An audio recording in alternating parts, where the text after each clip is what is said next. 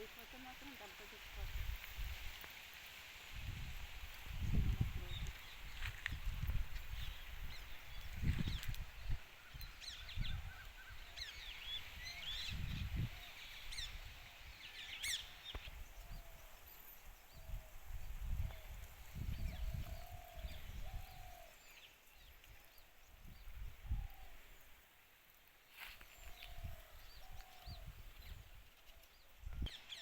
మాట్లాడండి అమ్మ. ఎన్ని ఎకరాల్లో కాలిపోయిందమ్మా తోట?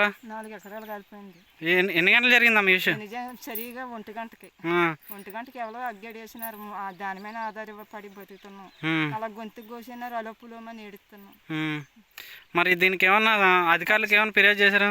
చెయ్యాలా మరి, తెలిసిన వాళ్ళు చెయ్యాలి. మాకేం తెలిసిన బాబు, మరి చెప్పాలా మీరు చెప్తేనే.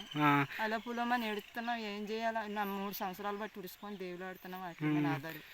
మీకు ఇది తప్ప ఏమన్నా ఆధారం ఉందమ్మా? ఇంకేం ఆధారం దేవిది కూడా లేదు. అదే దాని మీదనే బతుకుతున్నాం.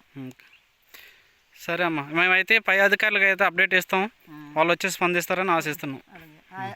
అదే కావాలమ్మా.